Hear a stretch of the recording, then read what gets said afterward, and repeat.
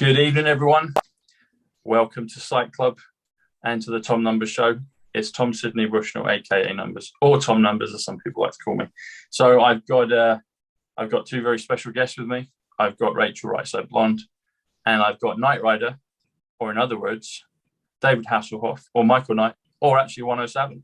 One is in the car, and he's on a long stretch. But one, I wanted to welcome you and Rachel both in, but I've got a statement, an observation, and a question that I wanted to put out to you. And you're the one that set me on this. So a few shows ago, you mentioned the White Dove Society, and I asked you about it. You said, well, for another time. But I've been doing, I think you probably thought I would. I've been looking and seeing what numbers I get with it. So there's a couple of brothers today that have been arrested. The Tate brothers, Andrew and Tristan, and they're big on the internet, very big on the internet. I know that they're big fans of President Trump, and they're politically on the same side as us. Optically, I think they're good, and I've noticed some things, particularly about Andrew. So Andrew is in the numbers. A is 1, B is 2, C is 3, etc. So if you spell the word Andrew, it comes to 65, which is Prince. And Tate, T-A-T-E, comes to 46. So Andrew Tate comes to Prince Dove, or Dove Prince. That comes to 111, which is perfection.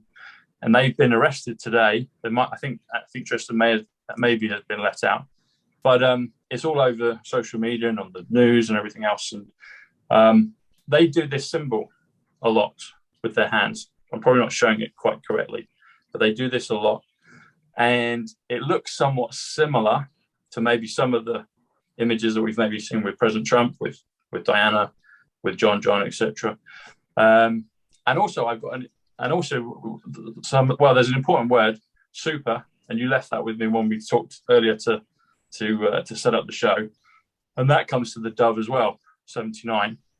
I've been doing a lot of thoughts and numbers on the best is yet to come, 228. The Dove is yet to come, 228. That points perhaps to something into the future. But also, I always like to keep the numbers open, and I like to keep zeros, but you always say drop the zero. So if we do this in your case, if we do 107, 1 is 46, Dove. 7 is 65, which is Prince, or White Dove, as in Andrew Tate. Dove White, but we'll drop the zero in your case, so we'll just do 17. That's Dove White Dove. Anyway, I just wanted to put those out today, and it's an interesting subject, and I'm glad you kind of set me on the hunt, and I observed those things today.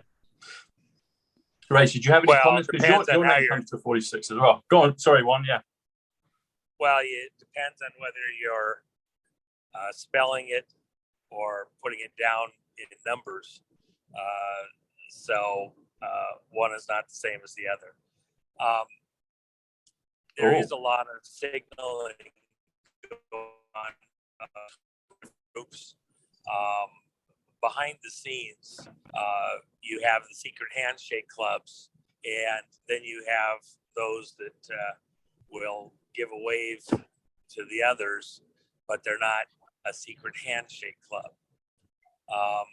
So it's a lot of inside baseball. If you're on the team and you're communicating with other team members, you can do it with hand signs. If you're, communicating, like these other secret handshake clubs want to do, they tend to do it with certain types of hand signals and handshakes. And so it's to the uninitiated, to people outside of these areas. For the most part, it's so many little subtleties that you're really not ever going to be fully effective at understanding those communications. There's certain basic ones that we watch and know what's going on, but just like inside baseball, you might change what your coding is game to game so that the other side doesn't know what you mean today with those hand signs or other things. and you're just not going to know it. The codes shift, they rotate. There's certain things that don't shift or rotate, symbology and meaning, things like that. But again, it's more important that we be aware that there's these alliances, these gimmicks, these tactics, these magic acts that are going on all around us all the time. If we're aware of that, then whatever we do see, we're not naive, as though there's no secret machinations, no secret club at work or something like that. I think that's where we get in trouble, is the naivety that doesn't dial into the equation that you are looking at groups that are working together to own and control the outcome of, elections, business contracts, global alliances, all across the board for their own gain. If one group is working in farming and another group is working in energy, you can name other zones that, for example, if I even just mentioned certain categories, just the category, this video in the algorithms would be flagged and wouldn't care even what I said specifically, just be flagged because of who I am. And I mentioned that word, and this video would be down in many of the categories. The minders won't let you have an honest conversation between each other. I was just talking with one of my guys here a few minutes ago, and he was reminding me of a situation where I had a conversation with a sitting U.S. senator who sat on a specific committee. And we were discussing a very important thing, sitting at the bar, having a drink and discussing a very important matter. And he says, yeah, I really can't, I really can't even comment on that. I don't know that we even want to, I want to listen to it. And as we're sitting there and I'm like, we're pretty relaxed on this. I'm kind of shocked because he's the one that wanted to go to the bar and have a drink. And he says, they listen. If they're not listening on my phone, they're listening on yours and the next guy 2 seats over. So, we really just, I never ever discuss it. I can't make a vote on this because of that. And you don't realize how controlled your conversations are. You say, well, that was a sitting senator. His stuff makes a difference. In the aggregate, within the community, we across the world now are not being allowed to have a conversation. It's very, very, very controlled. They have conversations. And when they do, even within the clubs, they use number signals, hand signs, coded communications that the other side doesn't see or understand. So even within our community now, for example, before we came on the air a minute ago, you gave me a couple indications, just like you would in inside baseball. Okay, today, if you're going to talk about this subject, refer to it as this. Say it this way. And then the algorithms won't catch us. Well, that's what they've been doing for centuries. They do a particular little sign or a secret handshake. They can be in a room full of people. They know who each other are. They've acknowledged that the other one is a member of the same organization. And then they can do another sign here or there, 2 or 3 different things. And no, we want you to go this way or we want you to go that way. If a certain subject matter comes up, you give a high sign. Subject matter is something that they don't want to discuss or they don't want it to be voted a certain way, or whatever. They give it a low sign. You're seeing this all the time. And now it's becoming where you're muzzled, even if you don't have, something on your face. You're muzzled in the way that your mind can express, and you're muzzled in what your mind's able to get access to from other people around you. I remember talking with one of my Russian friends. He came out of Russia after the wall collapsed. He was both a physicist and a doctor. He got his medical degrees, and then he decided he didn't like the medicine side. It was just yucky, and just wasn't quite for him. He was pushed into it because they decided they needed a bunch of doctors, and so the system just said, nope, that's what you're going to do, because he had high aptitude. And so he was able to divert and go into the physics. And he said, you know what's interesting, since he'd gotten here to the U.S., just being able to go online and look at things and read books and go to the library and all that. He says, in Russia during the Soviet Union, which, by the way, it doesn't exist anymore. We already won World War III. But in Russia, I didn't have access to all of the papers, all the information. Some of these people, they fell out of favor politically. And we were really looking at one specific area of physics. And so this person fell out of favor with Stalin.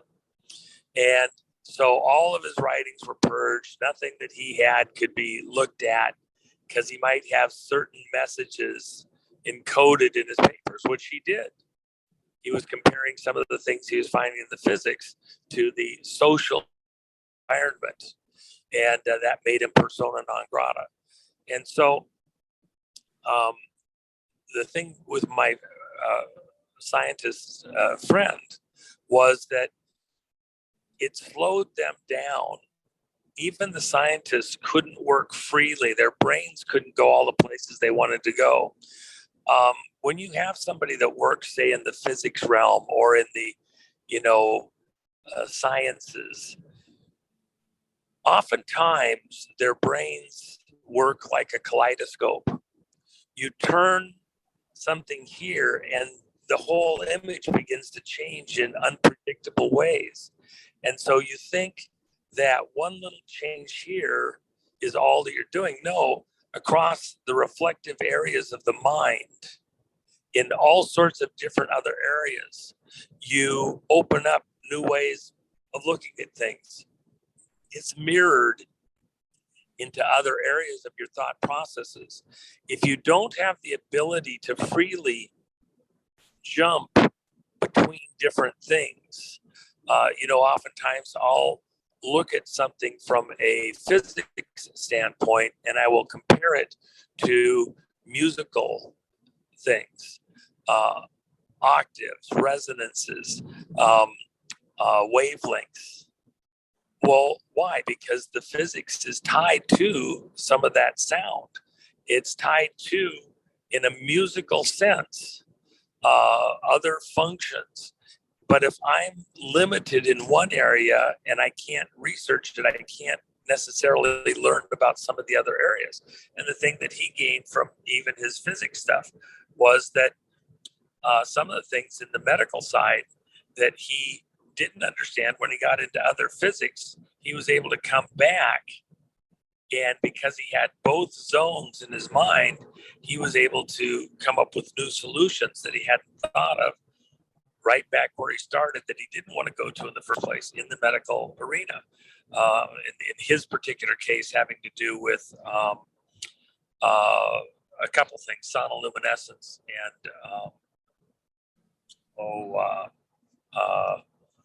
trying to think what the other one was.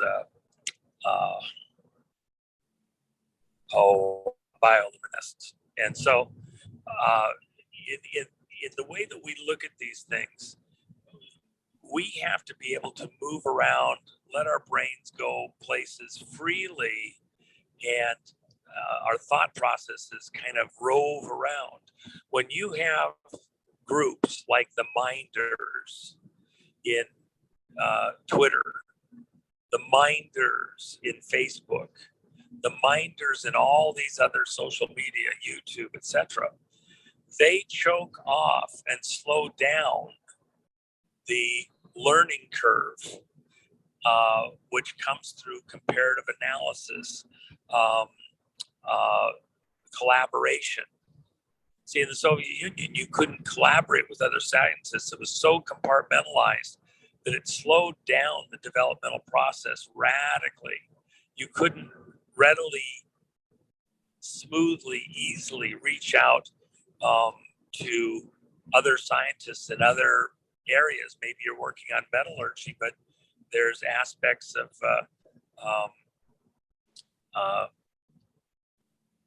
resonances that you need to understand to come back to how to make the metals work. I mentioned the other day in one of the interviews the Hutchison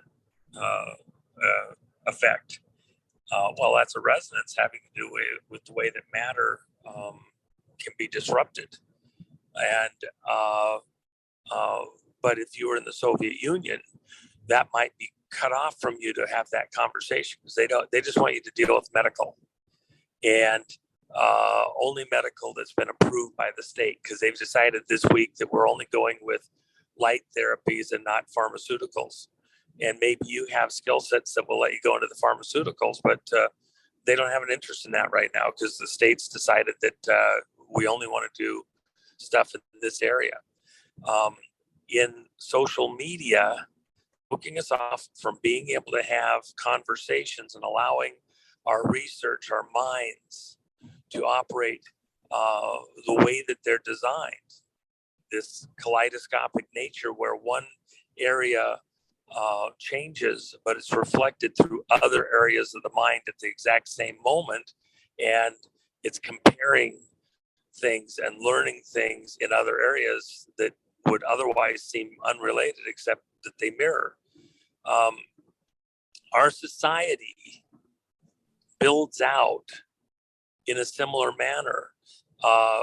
If you look at America, the genius of America is that people get to be mavericks. They get to see an opening in business or have a new idea, a new way of looking at things, and they can instantaneously, classically, express themselves, go out and do it, go out and try it, take a chance. Many will fail, some will not. And, society builds out. It's on a whim. It's on a instinct that can't be regulated, governed, just because the premier decides today we're going to, all medical stuff is going to be based on light waves. And we're only going to do it in this area of the light spectrum. But I have a pharmaceutical idea, but I have a new surgery technique. We're not doing surgery on anybody. If you can't heal them from the outside, if you can't do it with a frequency or a light wave, then we don't care about it. And if anybody's going to die, well, that's too bad, because that's what we're doing this year.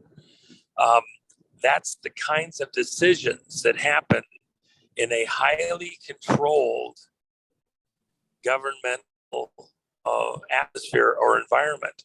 When you choke off the ability to have conversations in social media where people can exchange ideas readily, freely, you're choking off the way that society makes decisions, the way that they interact. You're closing people off from sharing understanding or ideas. It may seem connected from the latest cook thing or food thing, but if you're not comparing ideas, maybe the foods that you're using aren't the healthiest. Maybe the farming techniques that you're using are dangerous and over time going to be disastrous. I'll use another example. When for decades and decades and decades, the accepted treatment for stomach ulcers was rest. Send them to a sanctuary somewhere and a total bed rest. Don't be stressed. Don't think of anything unnerving. That's how you cure ulcers. And that was the only cure for ulcers. You can't cure them except there's too much stress. You've got to help them just take the stress off. And people came in and said, look, it's a bacterium and we can cure it with antibiotics. The universities didn't want to hear that because there was no money in that. And besides that, it was an accepted treatment. It was the only accepted treatment. No, bed rest, because everybody knows it's nerve related. It's a psychological problem. And the psychologists were making massive amounts of money dealing with the psychological problems that result from stress causing stomach ulcers. When other guys came in to try to attack that whole thing, they ran into huge resistance. You couldn't talk about that in, highbrow quality medical. And the guys, the editors, wouldn't let you get in the door to have the conversation. No, we're not publishing that paper this week because that's stupid. Nobody's proven that. We don't have any data that shows any of that. Well, why don't you have any data? Because there's no scientific studies. Why is there scientific studies? Because we're not funding those kind of research because we've already decided what the problem is. And when we have patients that have stomach ulcers, we send them to a psychiatrist. And that's the profession that deals with this. So you can get choked off from having an honest conversation within these groups or societies, whatever, within the broader public here in the US and across the world. Little people are pulling big levers and saying, no, we're not talking about that. No, we're not going there. That's not acceptable. They're closing us off from being able to do comparative analysis, have an open conversation, share our ideas, and then come to some kind of reasoned response. Reasoned mean there's an exchange of information. If you can't exchange that information based on your own observations with other people, explain yourself more fully, all of a sudden, bad things keep happening, like continuing to treat a biology issue as though it's a mental issue, which is what they did, hurting severely a generation of people who suffered unnecessarily with ulcers when it could have been treated in days or weeks with the right application of the right technology. Our society is being slowed down because we're not sharing the information rapidly enough. That's ultimately part of the reason the Soviet Union failed. They have all the resources over there. Very rich country on resources. But because the people couldn't share their information, they couldn't do a free enterprise and go on their whims and wills. Only what the state agreed to, only what the state wanted this week. They were slowed down. The big jumps that they did technology-wise were stuff they got given to them from the West, not because their imaginations were allowed to go where they wanted to go. That's what's happening here in America. That's what's happening out across the world. You have minders deciding what's okay to talk about, how you can talk about it, where you can talk about it. And if you're not allowed to have open, honest conversations and dissenting conversations, how much dissent was there in the biologists that's saying, no, ulcers, it's a bacteria. Well, we don't want to hear that. That's not acceptable talk. We're not going to do that here in this hospital. We're not going to do that at this university because there's no money in it. And we're going to focus on other things. Well, let psychiatrists take that. That's accepted. That's what's happening in America. We're being shut down with 1,000 little cuts by little people coming from certain portions of the government, a militarized social media campaign to shut us down from having a conversation. How are we going to get out of that? Part of that is this hand signs, secret signals, words that mean something different. The legend is that the early Christians in Nero's Rome, it was so dangerous to communicate that you were a Christian in Nero's Rome because you're the ones that burned down Rome, which wasn't true. Nero did it. But they wanted a scapegoat, so they made the Christians a scapegoat. So wherever they were finding Christians, they were grabbing them, and Nero would feed them to the lions, or he would take them and tether them to a post in his gardens, and then cover them in pitch, light them on fire, and go for a walk amongst the screaming people dying that were lighting the night in his garden. Why? Because he was mad. Those people that are participating in and controlling the conversations out across the world, they want to burn the world down and rebuild it in their own image. That's their intent, just like Nero. Burn it down, and I'm going to rebuild it in my own image, my way. These globalists, these globalista, want to bring the whole thing down, blame it on the average citizen, and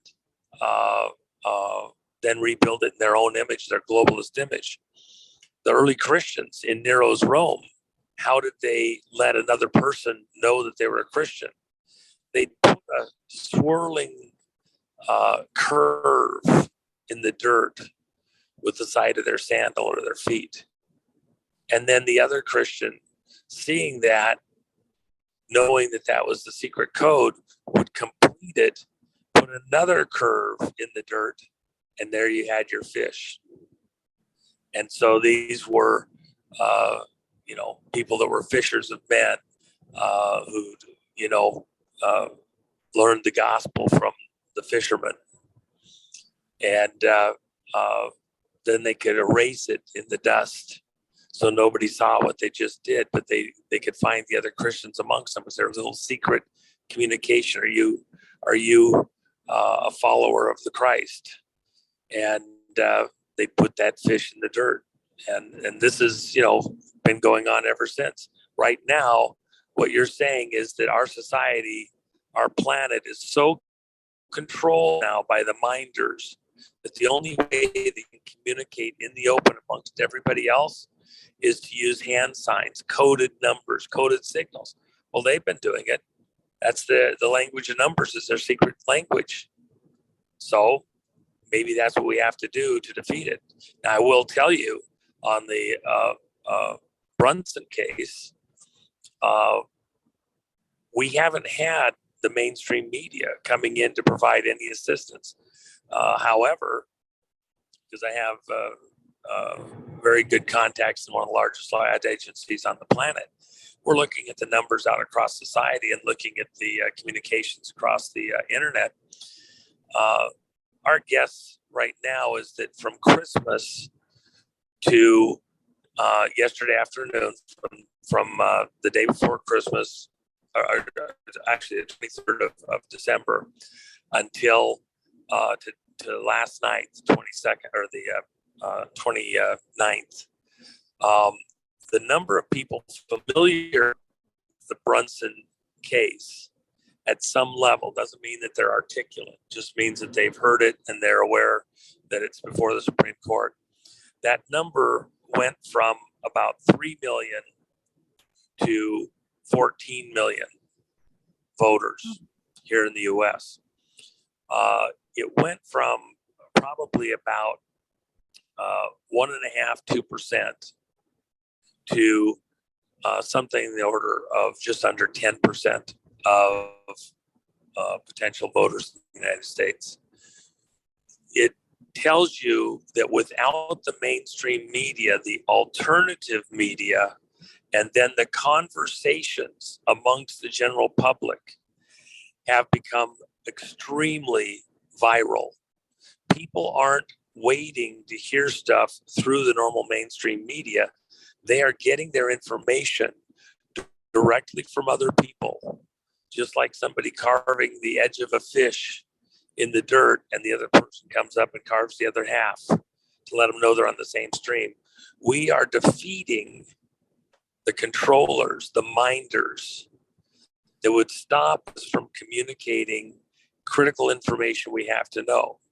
That's also an indication that the mainstream media, their failure is so great, whereas several years ago, we probably wouldn't have had anything near this level of rate of growth, which is astronomical in the period of time that has happened.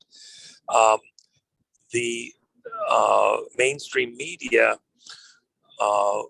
is being bypassed effectively by the alternative media and by private direct conversations.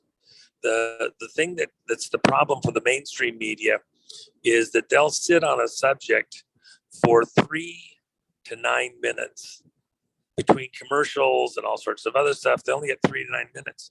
Tom, when you and I talk, we might talk regularly for 1 to 2 hours, and there's no commercials in there, at least directly when we put it together. That might be added later in some platform. But the point is, the dwell time on the subject matter, the ability to build it out, to have a more in-depth conversation that gets into some of the minutia is radically higher, radically. And so the people that are listening in these types of forums are getting much more detailed information, and they also then become much more articulate on some of the information than they would have in the mainstream media. In the mainstream media, they might get a kindergarten education. In a longer format like this, and then hearing pieces multiple times, various locations with a longer dwell time, they're much more articulate, information more comprehensive, and the exchange of ideas is more extreme also. If they're into the comments, they might see stuff from people all over the planet. You'll see a lot of riffraff and BS in there, but you'll see a lot of people that come back with very interesting, diverse ideas, concepts, tidbits of information that will really take the conversation to an entirely another level. And that's the beauty of this format, these types of forums versus the mainstream media. So a lot of people think that we're losing because it's not on the mainstream media. Bullshit. We just proved on the Brunson matter that's not true. And oh, by the way, one of the largest letter writing campaigns to a government agency that's ever happened on the planet, and it's far from done with the Brunson case. So a lot of fun stuff there. All right. Any other questions? Thanks, Juan. Rachel. All right. Juan, I swear you can like read my thoughts or something, because I just wrote all of that stuff down. I sent my letters for the Brunson case 2 days ago, I think. So anyone watching, if you haven't done that, you still have a little bit of time. I like how that was like a tangible solution to a problem. Is there anything tangible or action steps people can do to help with the problem with the media? You talked about that as well. So it seems like that's a huge issue. Is there anything tangible people can do other than just not watch it? Well, I don't care that the other media is out there. You know, they got their turf, we got ours. And if you want to reach people at the periphery of these conversations, you know, from our end, you've got family members and other people that, you know, that's the only thing they'll watch. So my contention is, in part, the letters to the Supreme Court show an active participatory group that's taking an active enough interest to send out the letter, one to the Supreme Court, one to the Brunson brothers, throw a buck and one to the Brunson brothers, just help cover their costs. But the reason that that's important is because in a digital age, the act of sending a letter takes way more time. And see, in the digital stuff, that can be frauded in ways, and you can push it in ways that it's just not a very trustworthy vote, if you will. However, when you're doing the letter, you're more vested. It's like, stepping forward when they need volunteers in a military situation or something. It takes, it's a small act, but it represents a whole lot more. And it's harder to manipulate like something in the digital realm could be. It's a far more trustworthy thing. And I believe the court will recognize that. Anybody that thinks that the court isn't affected or unaware or whatever, getting the word from the clerk of the court, oh, by the way, justices, we just received another 10,000 letters today. Oh, okay. That's significant. I guess people are paying attention. Maybe they have an opinion on this or concern. They have to, and the letters in mass are not both ways. It's one-sided. People are, showing up saying letters, please hear this case, and choose on the side that oaths mean something, and which is the whole case. It's not whether Trump won the election or Biden won or like that. It's that an investigation was called for, was warranted, and the people that voted to certify the election did so without the benefit of any information on whether or not there was foreign interference, even though 100 members of Congress came together and said, we've got to pause and do a 10-day investigation. Something's wrong, and the investigation will prove that. Well, they wouldn't even lift their finger to do an investigation. They had a predetermined decision that nothing happened. Well, how do you know that if you didn't do an investigation? How do you know that if you didn't listen to the Director of Office of National Intelligence, the biggest intelligence gathering machine on planet Earth ever existed? And he says there was. Why are people not cooperating, doing their job, providing their information from the various agencies? They don't have the license to do that. It works. So, this case is a short stop. It allows the Supreme Court to step in and say, whoa, okay, oaths do main things. You said you protect the Constitution. You didn't do it. You didn't take action. What's your problem? You don't qualify for office if you won't protect the Constitution, which is a contract between the American people and its government. Therefore, you're out. We'll put somebody else in there that will abide by their oaths and move on. So I don't know that I answered your question exactly, but you get me rolling. It's hard to switch gears. Well, I think a lot of people realize that a lot of us have family members who are still not understanding it. It's just frustrating because after 2 years of trying to speak with them and they still don't get it and they still only watch the mainstream media, a lot of us have just kind of given up with certain people. Well, let me just say this. I don't actually throw any stones there. There's a problem with the way the vote's being conducted.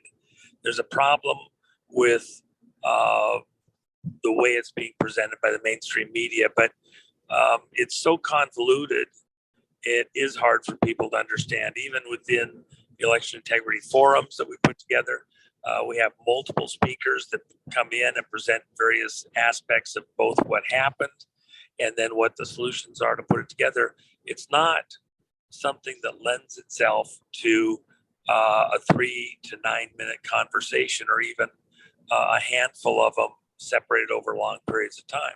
The mainstream media is not well set up, prepared to help the citizenry to actually understand what's happened here, because their formatting is too disjointed, too disrupted, and tailored to a very limited understanding of any issue.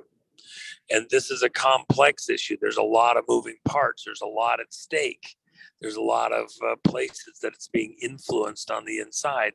Therefore, it's going to take a more detailed, comprehensive, involved discussion to get to the right real solutions convincingly amongst the general public. So with that in mind, they're not, from the outset, they're not set up to have those types of conversations and get to the correct answers well. We actually are in the right place, the right format to do that and have these types of discussions effectively. So we're the guys, your type of a thing. And then there's enough different types of audiences out there. You have a particular one, they look at the numbers, they enjoy to see the secret languages in plain sight, how they work, what they mean. That's fantastic. And then I might get to a different audience that is, really those folks wouldn't listen here, but in that format, presented slightly differently, that's tailored to their type of interests, they'll also listen. And I can stitch all these different types of audiences together on the same subject matter, because it is overlapping, but you're coming at it from different directions. Again, it is the same information over a kaleidoscope of mirrors, and the national mind works that way.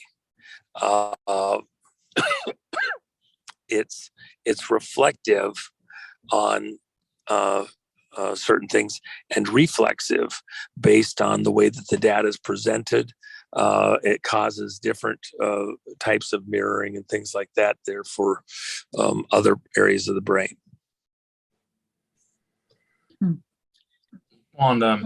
Sorry, go on, Rich, carry on. I was just going to ask about Trump's tax returns. Is this, do you think, want to set up maybe a reverse so that we can see Biden's tax returns, or what do you think is going to happen with that?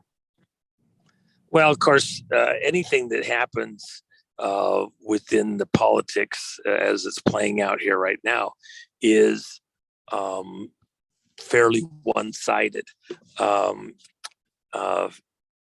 What's fair for me is not fair for thee, okay?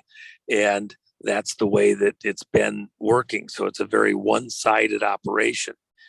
At least it has been, or appears to have been, for the most part over the last few years. So with that in mind, just because Trump's had to have his tax returns out probably doesn't necessarily mean that, Biden or any of the Democrats are going to have to do something similar. It won't be fair, won't be even-handed. It's just the way they work. That'll be the case right up until the moment when the tables are flipped. And I think that we're very close to that now. And all that was hidden, all that was not able to be revealed, all that was not allowed. When you dam up the stream, dam up the river, if you have a concrete dam, things happen a certain way. You got spillways and everything to control it. If the river rises too quickly, if the rains really come down, and then in places that use earthen dams that are weaker ultimately, if the water goes so high, if the spillways get blocked and you're not letting the information out and allowing it smoothly, which is my way of saying that the free flow of information has been blocked off. It's been choked down. It hasn't been allowed to go downstream. These minders have done that. So they've created a type of Chernobyl type environment where it's only a matter of time now before you have some kind of a full meltdown. You're not cooling things properly. In a water dam, earthen dam, your spillways are blocked. The free flow of information isn't going downstream. The water is going to build higher and higher, but with an earthen dam, once it crests the top of the dam and starts washing over the top of the earthen dam, it can create crevices. It can create little spots of erosion. And all of a sudden, almost seemingly instantaneously, that one spot where the water is able to go through more freely and a crevice starts to climb in, it races to that spot and washes it even deeper and even deeper. And all of a sudden, you can take out an earthen dam in a matter of hours that could have sat there for a couple hundred years, as long as you were letting the spillway work and keeping the water from going over the top, rising so high to the weaker area of the dam, etc. The closing off of information and discussions, communications within the electorate, within the people, is damming up the consciousness of the American people. And they're reaching a point now where they are not going to put up with it that much longer. And it's going to burst forth. That's why I've called 2023 the year of the whistleblower. You have all these whistleblowers in the various agencies that are desperately trying to get information out about what they know about the improprieties in numerous agencies of government. When the director of the CIA, the director of the NSA, the director of the FBI refused to let the information go to the president and to Congress concerning foreign interference in the election by China, which Cruz referenced with the 100 other congressional people. When those agency heads blocked those people's information that they had developed from getting to the American people, that blocked it up. But now we're almost 2 years, or over 2 years actually, from when those reports were due. These people have gotten more and more pissed off. They've seen that nothing has been done to allow their information of real crimes to get out to the American people. They're citizens too. And they're frustrated too. I'm just telling you, 2023 is the year of the whistleblower. And you're going to have revelation after revelation after revelation. If you can't get it through the direct, appropriate channels, if it's going to be choked down in those locations, those people will find other ways to get around. And the information is going to be rising so high, when it does break through, everybody's going to go through those crevices and cracks that show up where it's the most obvious. You know, it'll be places like Jordan. You'll have a church committee type hearings like we had in the 70s, where the CIA's family jewels were all released about all the mischief and bullshit that was going on over at CIA. You're going to have that, but it's going to involve, you know, a dozen agencies, not one. And probably the actual hearings won't happen until 2024, but there'll be enough leaks of information and releases of information over the course of the year that they won't be able to stop it there. And people reach a point of frustration where they want to work within the appropriate channels and lines and everything else, but when they know that they're not getting the opportunity to put this out anywhere, they will then become creative. Again, that's why they're whistleblowers, and it's going to become overwhelming because the information is so clear and great and precise. It was China. It's the way that they hold the corporations, these mirrored funds that are providing the financing to get control of the companies that then control our elections. That's what's coming. It's going to be, you know, mind-shattering for most Americans, but it'll be undeniable, and it will affect the politics in ways that are going to ultimately result in some type of flip. Will it be the Brunson case and the Supreme Court? Will it come out some other place, some other way? We'll have to watch and see, but it is coming.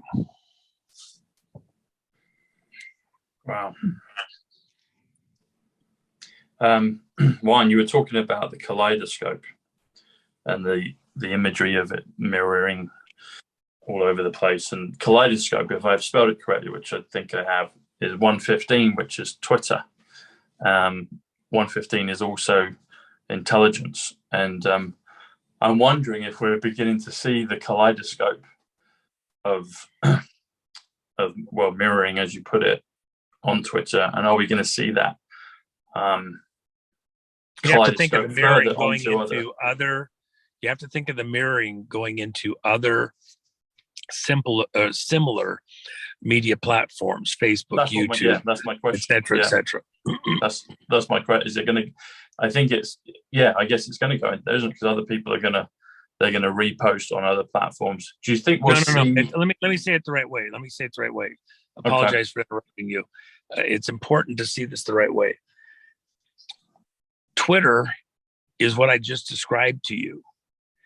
The water builds up behind this earthen dam so high, and then a crack shows up in the dam, and it happens to be Twitter. Did it show up at Facebook yet? No.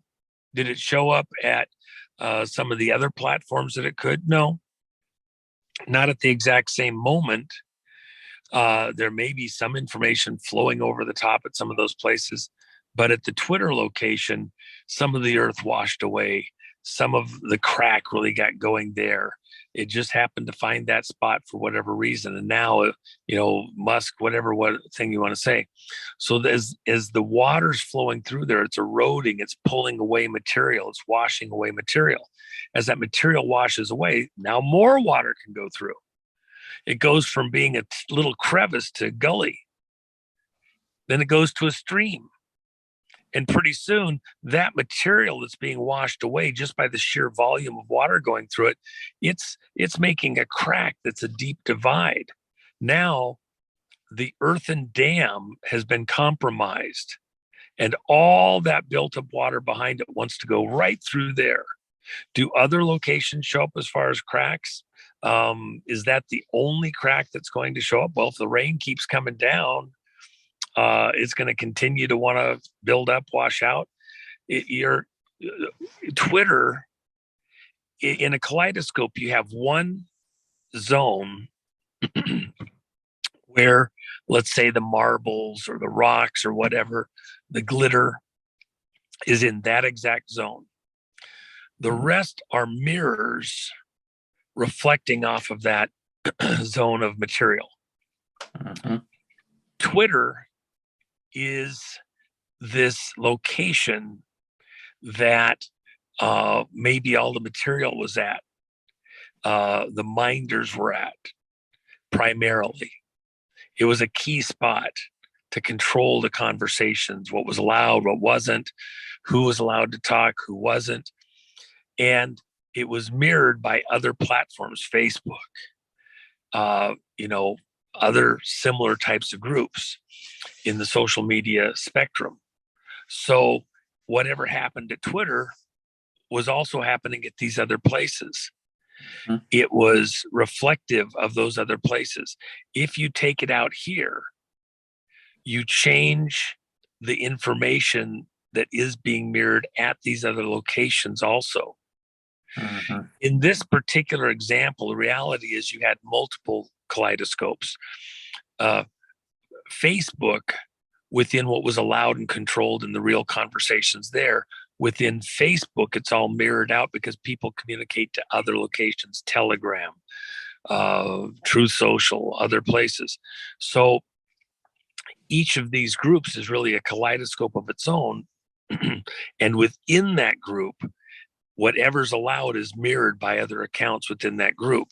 When you go to look at one kaleidoscope or another, whether you see your information through the Twitter kaleidoscope, and all the people there reflect what Twitter allows you to say, which is ultimately who at the FBI agents and the other government agencies, OGA, which is code for CIA, primarily, what they want you to see.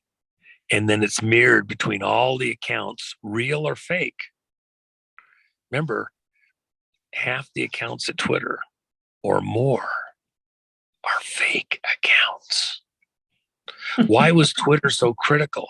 Because Twitter had the highest rate of social interaction, repetition, reflection off of the authorized material. And all of those people that were getting their quick, instantaneous information about what's going on in the world, they then went to their other accounts at Telegram, Truth Social, Facebook, and said what they saw here at Twitter because it had the highest turnover rate. Why did it have the highest turnover rate? Because over half the accounts are fake. You get that? Fake accounts, the machine, the computer is driving what's allowed to be said and how it's allowed to be verbalized. And then those fake accounts are going into the other social media around the planet and imprinting the information that they then say. And remember, Facebook, Twitter, all those social media accounts were created in the DARPA system, Defense Advanced Research Program.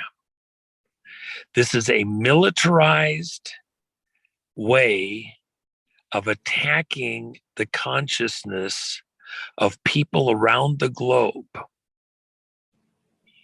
How they think, how they look at stuff, how they articulate it, and who they articulate it to.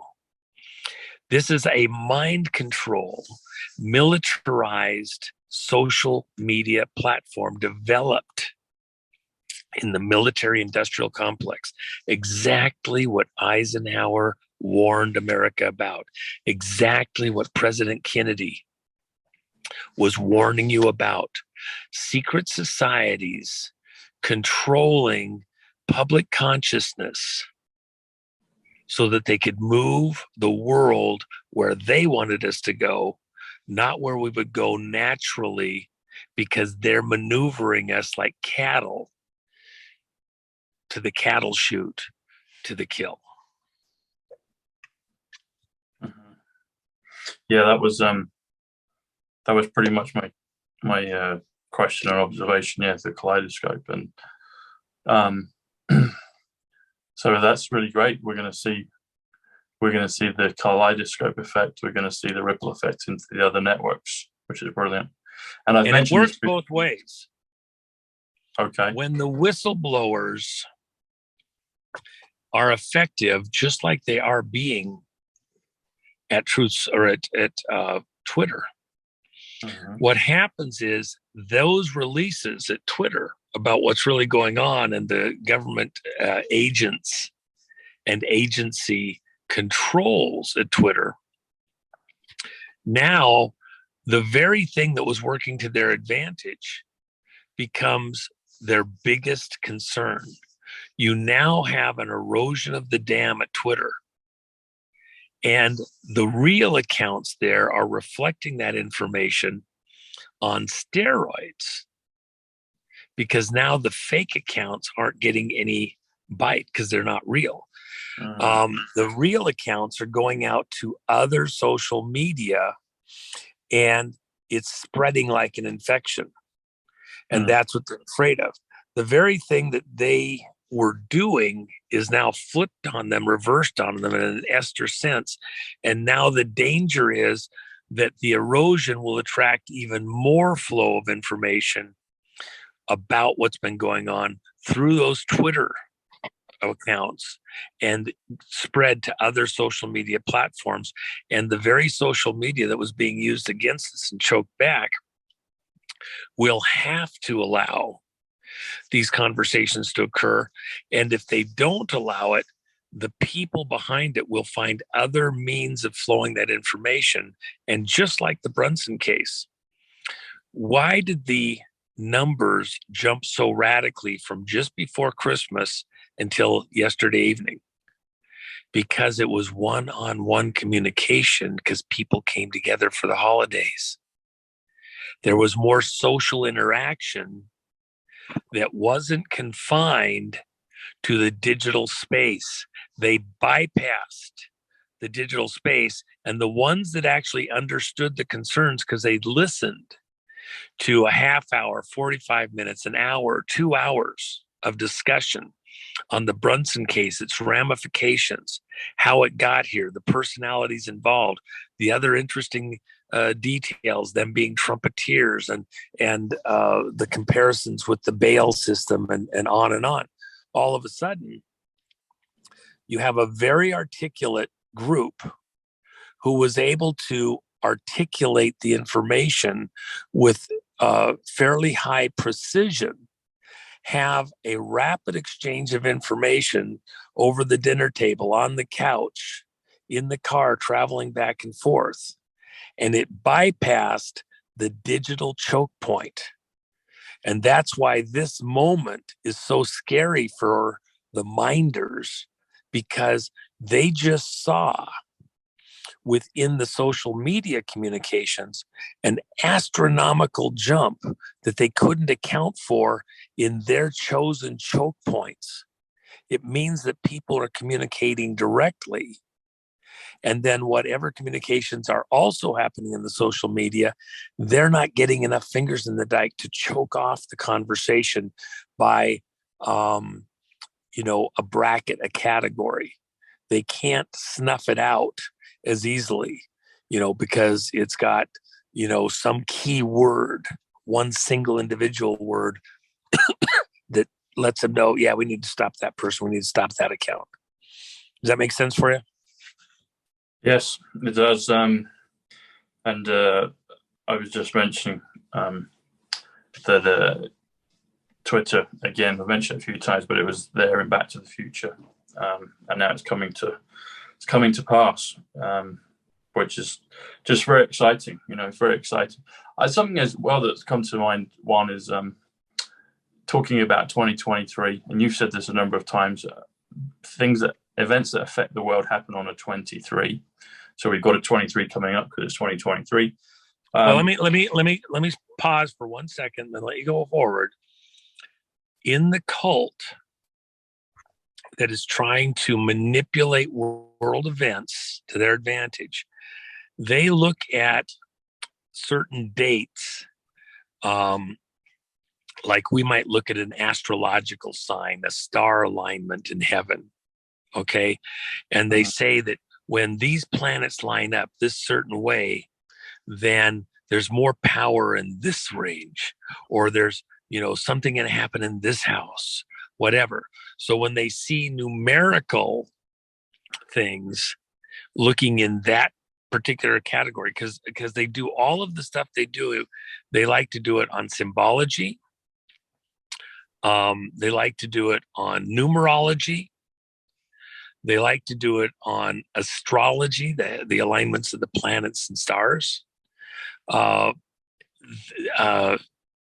They choose these areas, and they have ritual things that they believe they get extra power in the ritual by getting all the planets aligning, getting all the numbers aligning, all the symbology aligning. That's why on 9/11, all 42 gods of the Greek Parthenon were right there witness to the spectacle, because they had to add power from each of their zones to make the spectacle, outcome the proper one. It's like a witch's cauldron of, Eye of Newt and Batwing and all the other stuff. They get it in there, stir it up, boil it around, let it simmer, and now you've got their magic stew, their brew.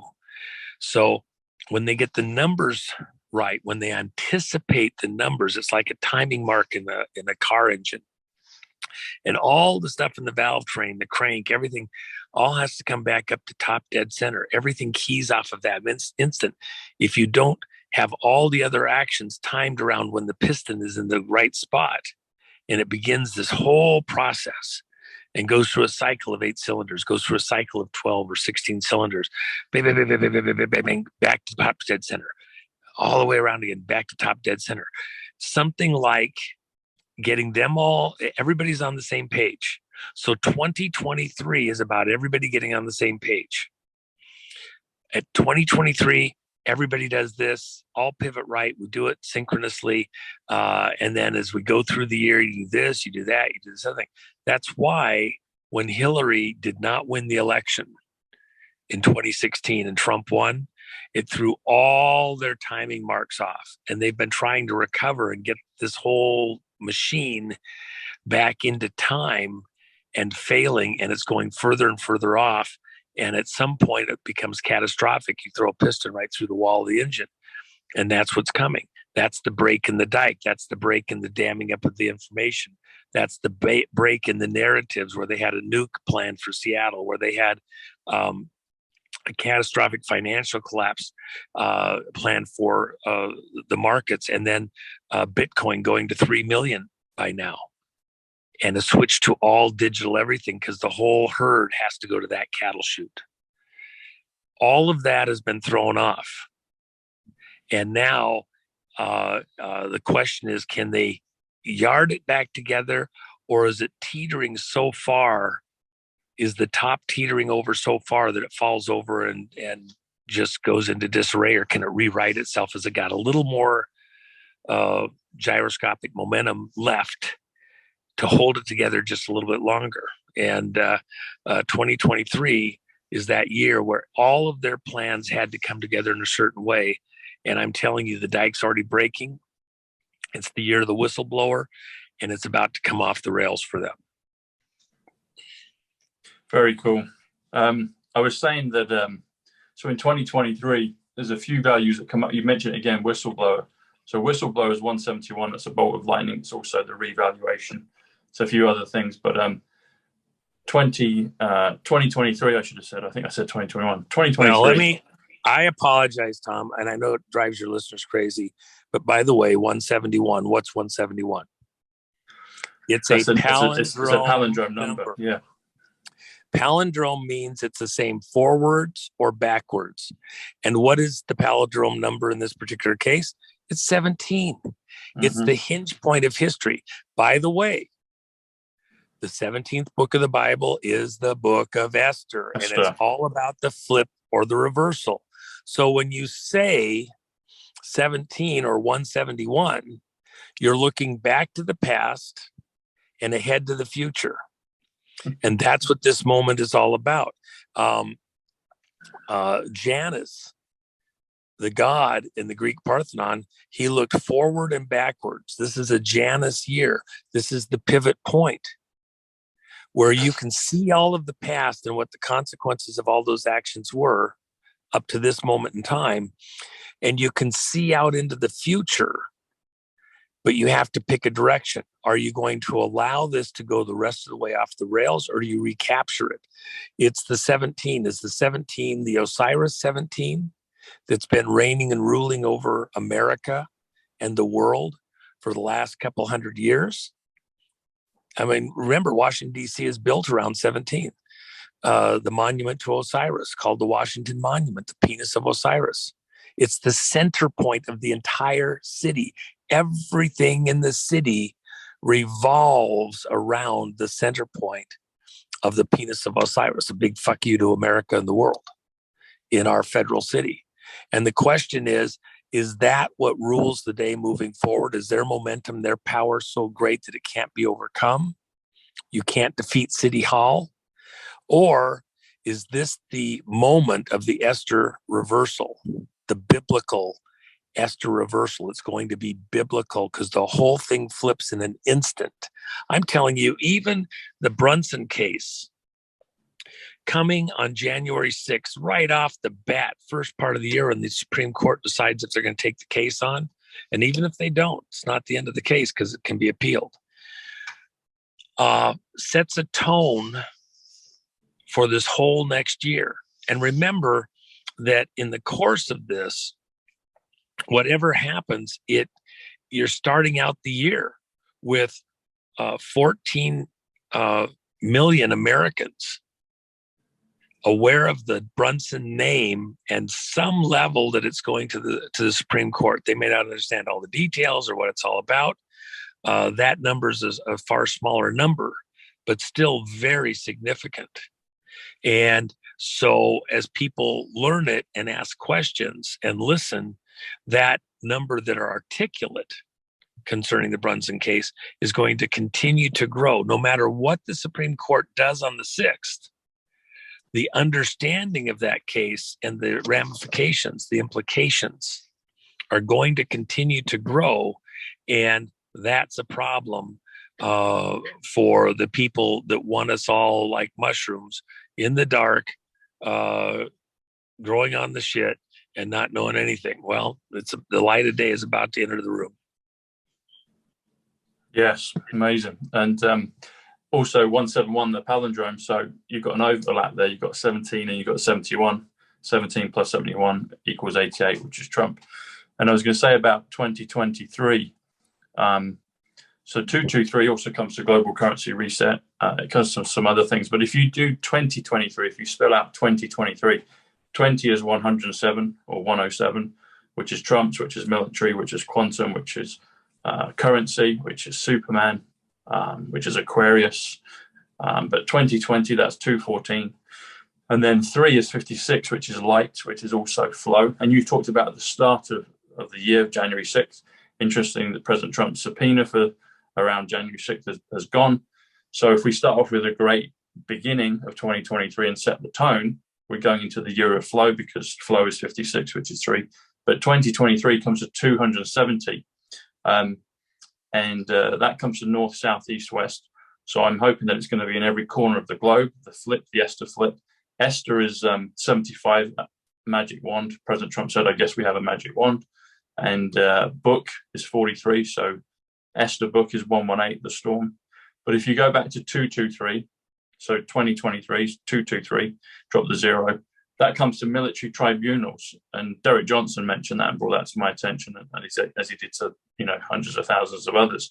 But 2023, 223 comes to military tribunals. Are we going to see that one? That the New York Times has told the public that we're going to see things from Guantanamo Bay.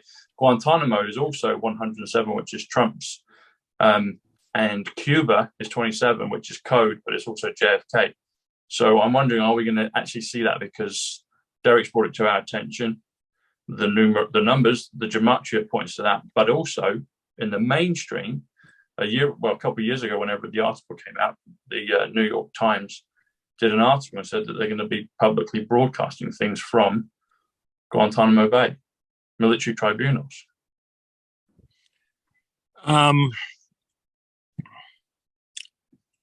There's stuff I would like to say, but the problem is that it would get twisted a bit, and you would have people, going off in different directions. And by the way, let me just add this. Even over at Truth Social, somebody apparently posted something earlier today in my name, which was not me. I don't do social media. Complete total bullshit, saying that Nancy Pelosi had been hung today or some stupid thing. Complete bullshit. And that doesn't help the conversation. Not today. And so anybody that heard that or saw that, please go let the folks know that that certainly was not from me, and it's painful. That said,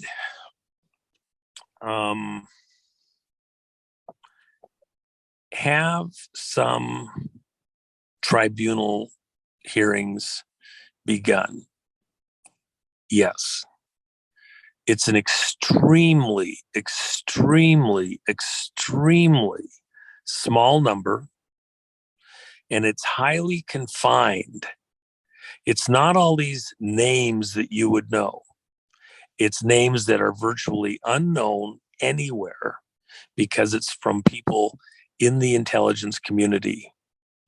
And the people that are hearing those cases, that are sitting on those tribunals, are almost exclusively retired members, with at least one active member sitting in those tribunals. It's to pull in the information, and then those people that are the focus of the tribunal will almost certainly get opportunities to lessen their sentences, to moderate their sentences. They won't be breaking rocks. Maybe they'll just be in a little more comfortable location, potentially, if they're providing real information of any depth.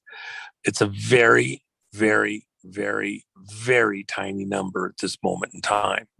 Will it increase? Well, the whole point of those early ones is it's going to spider web out to all the other connections. And behind the scenes, I guarantee you that that's the concern of many of the players. They know where they've been involved, where they've looked the other way. There's sins of commission and sins of omission. If you make an oath, There's things that you must do, and there's things that you absolutely cannot do. And so you can violate your oath with an act of commission or an act of omission. And in the intelligence community, that's why I say this is the year of the whistleblower. Already we have people begging for their information to be heard in some legitimate location. And if that's not possible, then bypass the choke points and get it to the public elsewise, so that they can be seen and heard and known. I'm not one of the bad guys. I didn't do that. I'm not in that crowd. Why do they want to whistleblow? Because they're scared to death. They're going down with the ship when they weren't good to go with it. And they want to be counted in the right way. And that they didn't get there sooner. Nobody should be throwing any stones in most cases, because this is a very difficult area to navigate legally, and even from a safety standpoint. So I would be very slow to throw stones on people that do find their way into the whistleblowing category. There's a lot in the dynamics there, but on the numbers, we're going to see this go exponential and beyond. And I think very soon, over the course of the year, in fact, the administration has made a huge push, similar to what Obama did during his time period, to identify and destroy all whistleblowers that aren't ones that you wanted doing it for political reasons to your own favor. They realize that the magnitude of the problem that's coming, and there just aren't enough fingers and toes to seal up the dike, even with all of their players doing it. The water's going to go right over the top, crack it open. Twitter is really a huge part of that crack, and the implications into the other social media.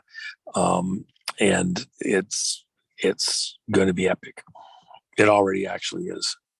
You said go down with the ship one, and that comes to 223. So thank you for that. Yep. Well, speaking of social media, you talked about Truth Social.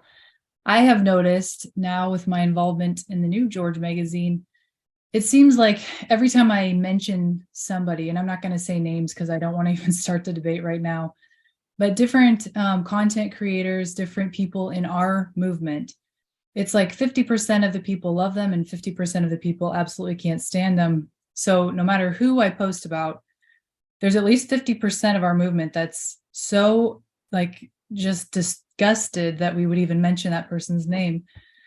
And I think, this is just me, if you are bad at this point in our movement, you're literally stupid, because we're getting so close to the precipice, at least I hope we are, that the truth is going to be revealed about, including the people that are infiltrators in our own movement. And I think people are so confused, they don't know who to trust. It's not that hard for me to see the enemy infiltrating our own movement to point fingers at people who are trustworthy in our movement.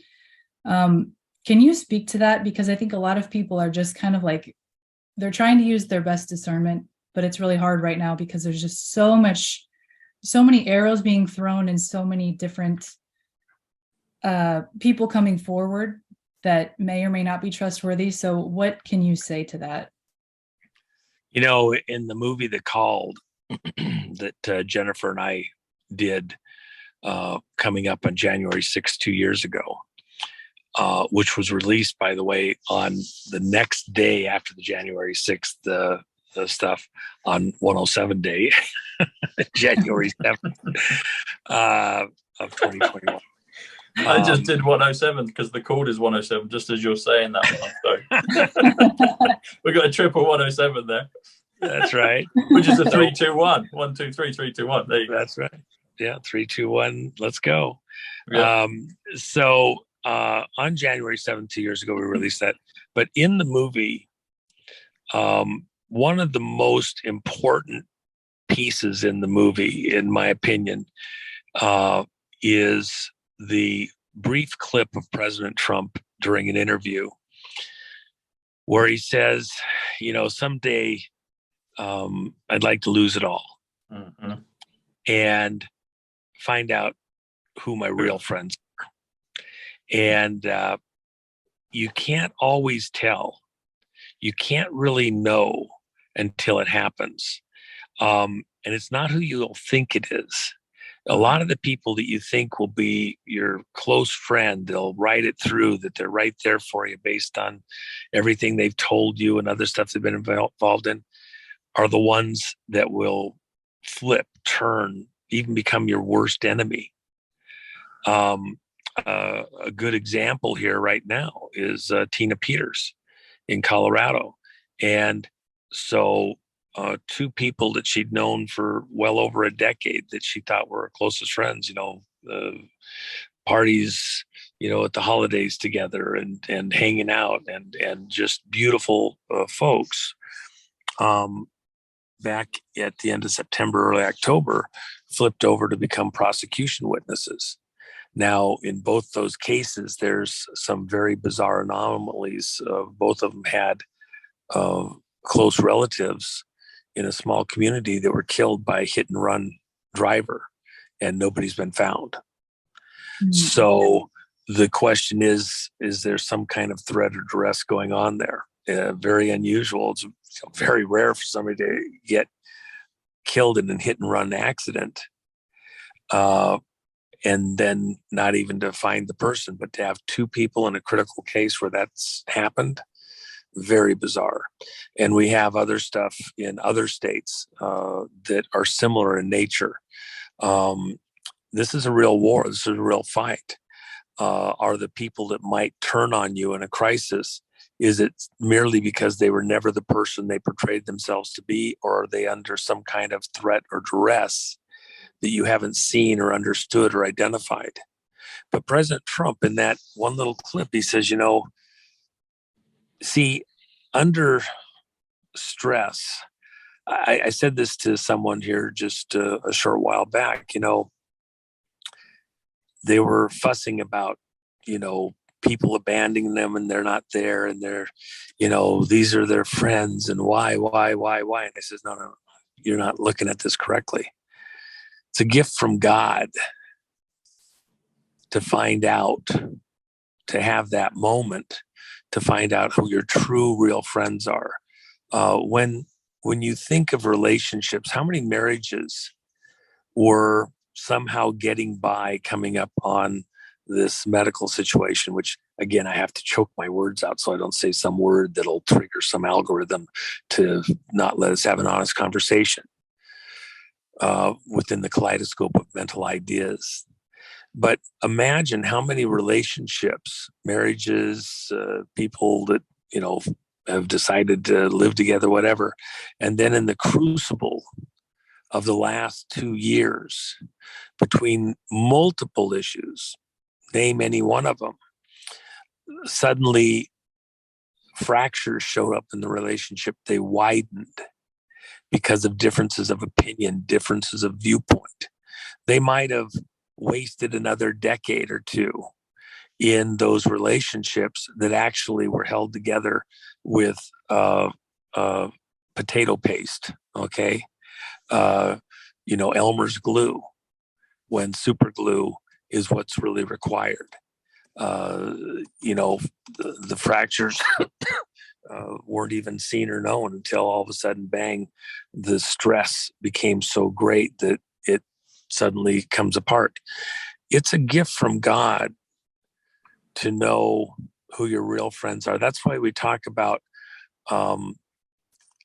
in the military, you have guys that have been in the crater with you. Bombs are dropping all around. And you have a different type of relationship for the rest of your life. That person in that kind of an environment, when all the chips are down, who they really are. But the rest of the time, they can put a face on. They can cover it over with a jacket or clothing. They can obscure who they really are. And to all the world, the magic makes them look a certain way until the heat's on. This moment in history is that for us as American citizens. All of your congressmen that put a particular light on a certain face, a certain presentation, the right talk, they show up at the 4th of July picnics and talk all, we love the Constitution, we love our citizens, and we're going to bring home the bacon for you. And then at the most critical moment, when people are saying that there's an enemy at the gate, they've stolen our election, the Chinese are in on it, and you can vote to do an investigation as opposed to just shine on and go on through it. At that instant, they had to make a choice. And we know who those members of Congress are that didn't care about their oaths, didn't care about the Constitution, didn't care about the contract with the American citizens. They just wanted to get along, go along with the people that came into power because it suited their purposes, because they have family members that have contracts that are getting the money because they're in power. And the Chinese love them and they're in power. And we're a globalist society moving towards a globalist ambition. And I'm good to go with that. And so they voted a certain way. And now you know who they really are. Up until it was as clear and precise as an up-down vote. Certify or don't certify. You didn't fully know. You might have had indications. You might have had they were wrong on this or wrong on that. I didn't like this other thing. But the issue wasn't so precisely, clearly defined. And now you know. And you can operate accordingly moving forward. That's what President Trump was talking about. When it's all laid bare and it's down to, are you really my friend? Will you really give me your honest advice at the critical moment? Or are you just going to be, a fair weather friend? That's what Washington dealt with at the Delaware during this exact few days, where those troops that remained went across the Delaware through a snowstorm, got the Hessians, put them on the run, stole all their stuff to themselves, their clothing even, let alone all their munitions. And then they went back and doubled down a second day in a row. Nobody thought they'd do it. They couldn't even imagine that they'd have the audacity. And it bought them enough time to stay in the war until they could win. That was the decisive moment. We're at that kind of a moment right now in America. And we're going to find out who the people are that actually have the guts, the will, the determination, the attitude to carry on the fight and straight forward until we get the victory that we must have. Failure is not an option. Failure is not an option. Failure is not an option. Those people, well, if this doesn't happen by such and so day, I'm done with it. All right. Great. Get on your way. Don't let the door hit you on the ass on the way out. Okay. Yeah. Go ahead and talk that way. Go ahead and be that way. Go ahead and express that way. Go take all your friends with you.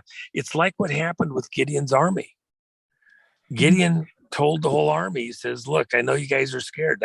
There's way more of them than there is of us. God's on our side. Well, I'm scared. I don't know if I want to do this. I mean, you think we even got a prayer? I don't want to go out there and die. Those guys got machetes and spears and horses and everything. And they're going to trample us. All right. God tells Gideon, tell all the ones that are scared, all the ones that are worried about their wives at home and getting the crop in, you're free to go. It's fine. We don't want you in the battle anyway. Head home. We'll do it with the rest of the guys. And then a lot of guys stuck around. They were scared to death, but they stuck around because they had some sense of, responsibility, etc. And they weren't scaredy cats. They stayed. But God said, you know what, actually, even those, their heart's not fully in it. I want to show you what I'm talking about. So he tells Gideon, go down and observe the people as they're drinking at the river. Let's go over to the water and watch how they drink. And so the people that stuck their face right down in the water and were slurping up and getting their water right away, God didn't want those ones. He told Gideon, see those guys? They're not paying attention. They're head down and feeding. Their mind is not fully into the situation. Look at the ones that are looking out at the horizon. They're watching the tree line and they're cupping their hand down the water, bringing it up to their face, but they're not taking their eyes off the horizon. Why is that? Because they know exactly the situation in the end. They know how much is at stake. They know that that army can come over the horizon on a heartbeat. That's the guys that have the 1,000-yard stare. The guys that have been in battle enough to know that a sniper could pop off around at any second. They're paying attention. Why? Because they want to be able to respond instantaneously.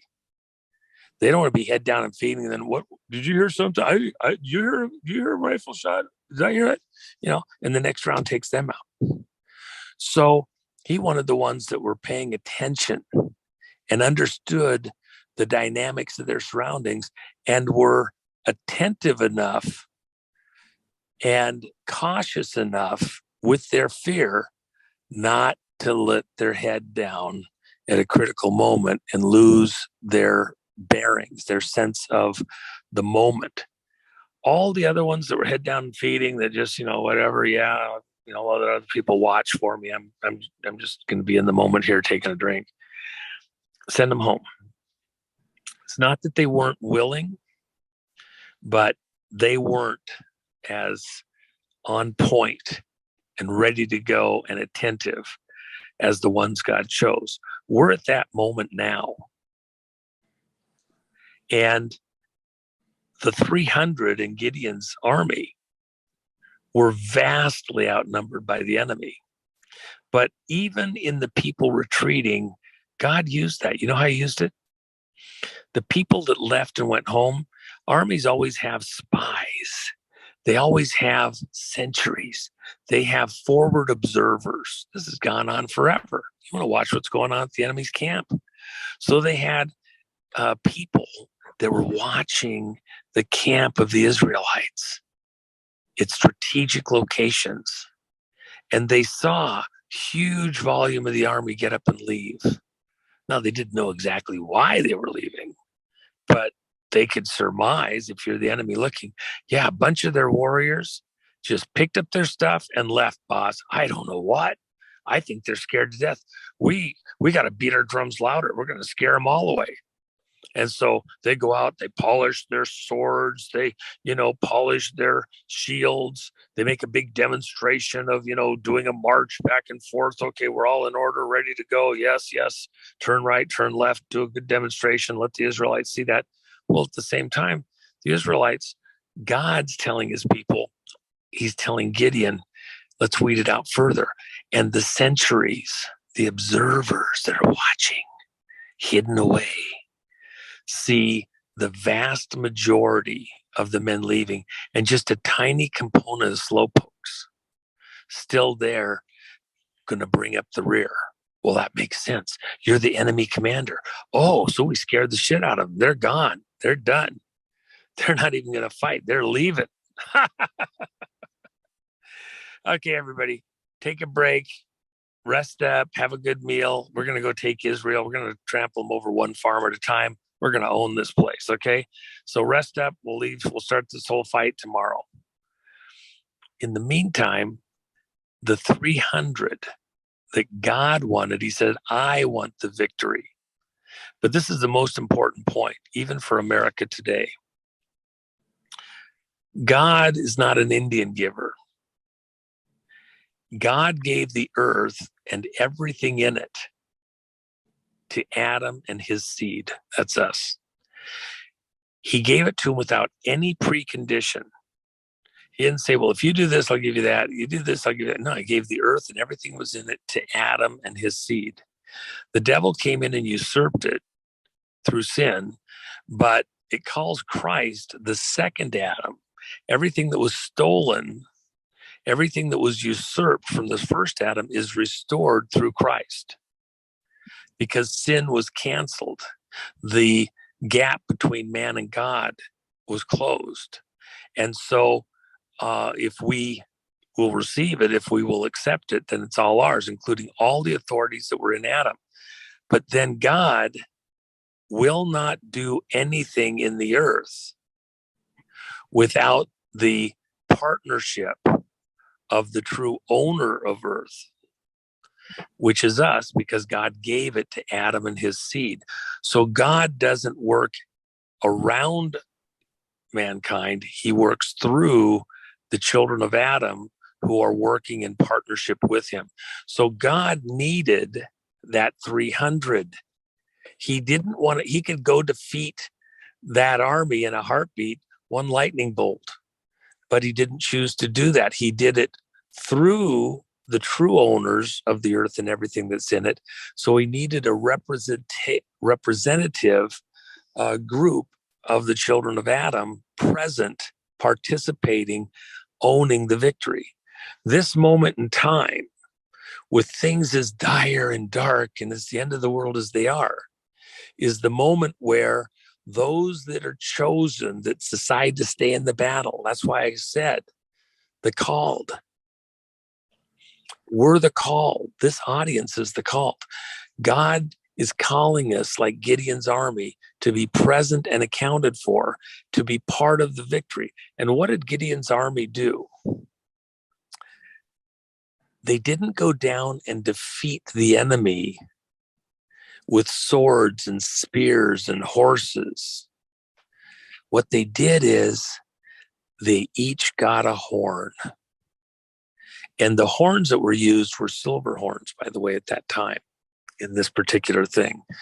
And they went down with these horns, a battle horn, and they snuck up on the enemy's camp. They got past all the sentries. Imagine the sentries had already seen the mass of the army go away. They were watching to see that they went down the road, over the hill, over the next hill, gone. In fact, the sentries that were watching, that were the spies, they had moved past the remaining members of Gideon's army, because they're watching the army to make sure this isn't some kind of a ploy, a trick. And so they went right on past from their covert positions to make sure that army was gone and wasn't coming back, and sent people back. Nope, they're down there. There's 5 miles down the road now. They're 10 miles down the road now. They couldn't get back here by tomorrow if they wanted to. And then the 300 were able to sneak up on the edge of the camp in the dark of night. And all they've got is their horns, because that's what God told them to take. And they get down close to the tents of the enemy. And as they get there, at a certain moment, the horn goes off over here. Well, if you hear a horn crying the charge, coming to battle, if you hear it right outside your tent, you're relaxed, you're sleeping, you had a couple of beers, and you watching the late night show, thinking about it, and all of a sudden the horn's blasting right there next to your tent. You don't even take time to get dressed. You can barely find your sword. You're just racing off to avoid being overrun. Why? Because the horn, you've been trained to respond to the horn. When the enemy sounds the battle cry with the horns, the army's right behind them. If the guy's blowing a horn right next to your tent in the middle of the night, the army's on the charge. They're screaming, charge, charge, charge. The horns are blasting. These guys went running out of their tent, but then there's a horn on the other side of the camp. Then there's a horn on the other side of the camp. They were running into each other, trying to get out of the way of an invading army that wasn't there. They literally were overrunning each other. And then, because nobody's got a uniform on and it's dark out, and you got campfires all over the place, they thought the other guys running at them were the enemy. So they're killing each other. It says that Gideon's army defeated the enemy by letting the enemy defeat itself. As the whistleblowers, the horn blowers, start showing up through all of 2023, it is going to send the enemy's camp into complete derision. And who's going to be the biggest enemy to the enemies of America, inside America, encamped all through America? Each other. Because the whistleblowers are going to reveal, well, our agency observed that agency do this, saw this politician do that, found this payoff over here. They're going to be taking each other out. 2023 is the year of the whistleblower. That's the flip. That's the reversal. That's the Esther moment. That's what this is all about. That's why it's this beautiful piece of art that Jennifer put together, The Charge. Okay, the deep state bull has been charging around in the tail of Gilgamesh, the bull that fell from heaven, and then is rampaging around and causing destruction. How did Gilgamesh defeat the bull? His enemy joined forces with him because he was being attacked similarly, and Gilgamesh and even his enemy worked together to defeat the deep state bull. We're going to find out that we have people we didn't agree with on many issues, might have even considered an enemy, but all of a sudden they're going to want to work together with us. In the Election Integrity Coalition that I put together, we started out very one-sided. It was pretty much all Republicans. We ended this year, after a year of going at it, with almost a 50-50 balance of independents and Democrats and Republicans, because they all see the common enemy, the vote fraud, the black box fraud, the monsters behind that, the foreign collusion to suppress the election to a particular outcome, serving foreign masters. They all see that. And all of a sudden, people that didn't agree in a certain area were starting to understand who the real enemy is. You have a uniparty right now with rhinos and Democrats. And now the people that are out, which are actually much larger, are understanding that they have to join forces to take out that deep state bullshit. And that's exactly what's happened. God is going to put them in derision. He's set it up for us to do just that. We're going to sound the alarm, sound the horns, and the deep state whistleblowers are going to be the death of the deep state. It's going to be epic. It's going to be amazing. It's going to be fantastic. This audience is being invited by God himself to be part of that army, to enjoy it, not drop their guard, not give up, keep your eyes on the fence line, hold your positions. Let's go get them. It's going to be a blast. Well, Juan, it's been a really great episode. I personally thank you for it very much. So, Rachel, any concluding thoughts? I'm looking forward to 2023. Put it that way. That's the spirit. Now you're talking. I love it. I love it. Oh my gosh, you're my kind of gal. Well, okay. Here's one thing you can do if you want to have some fun. You can blast horns in different ways. Marketing moment. Go over to thejennifermack.com. Get one of the jackets that she's got there. If you want to blow your horn visually, people see that jacket. I get more people that come up to me. Wow. I went into a restaurant last night just to get a bite to eat, or night before last, just to get a bite to eat. It was late at night. I'm in there. I had like 10 people walk over to me at different times. I love your jacket. Where do I get one? Where did you find that jacket? That's amazing. Because it's just a really cool jacket, because people are getting this more and more. People that think 2020 is over, it's far from over. That's the beauty of the Brunson case. And I gave the Brunson brothers each a jacket. They just loved it. So we'll probably see some entertainment from them here shortly. So, go have some fun. You can blast a visual trumpet, and you might be surprised to find out how many friends you have that never gave up and still understand it and see it. And also, it's a point of conversation. Well, you know about the Brunson case? It's a big deal. That's how we defeated them over this last week. The number of people who understand the case and its ramifications has gone up radically. And over this coming weekend, it's going to go up radically more. And that's the makings for a big win. Let's go blast our trumpets and put them all on the run in the enemy's camp and have a blast for 2023. Yeehaw. Yahoo. Thanks, Juan. Thanks, Rach. We'll put the links up for Jennifer so people can get the jackets. We'll put Rachel's link up for her YouTube, which is Writeside Blonde. I'll put mine up, the Tom Numbers Show and Psych Club on both of the channels, Telegram, Rumble, Twitter, all of it. So Truth Social. And Battle Horn. Horn is 55. JFK, JR. Melania, Heaven, 55. And Battle is 60. Battle Horn, that comes to 115, which comes to Kaleidoscope, comes to Intelligence, and it comes to Twitter. And the Battle Horn comes to 148, which comes to Simple Gematria, Emmett Brown, Time Traveler, and Donald J. Trump. Oh, by the way, Tom, let me just mention one thing. I think sometime this weekend we'll have it back up for the people who are outside the U.S.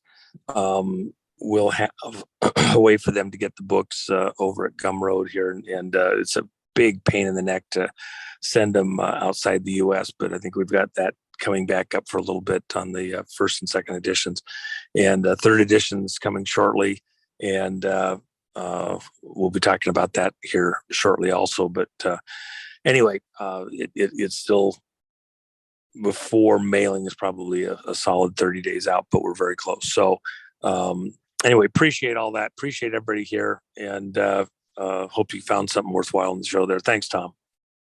Thanks, Juan. And thanks, Rach. And talking of the storm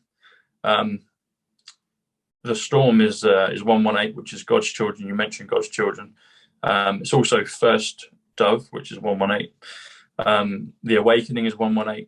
And when you said Silver Horns, that's 159, which is JFK, JR, Chinese Elders, or the Chinese Elders, I should say.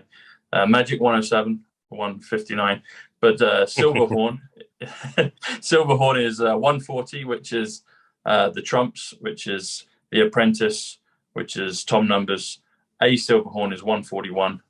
Mark Atwood 141. And a Battle Horn. Matt Letitia was going to join us today, but he will in the future. A Battle Horn is 116, which is Letitia, and Matt's a Battle Horn also. So thanks, Juan. Thanks, Rach. Thanks, everyone, for watching and listening. Do check you're subscribed. Double check you're subscribed. Just that's important to do so. Makes a big difference to the channel. And Happy New Year, everyone. God bless you, and we'll see you in 2023, Juan. We'll see you in 2023, Rach. All right. See you next year. See you next year. Bye. Thanks, Juan. Thanks, Rach. Cheers. Bye.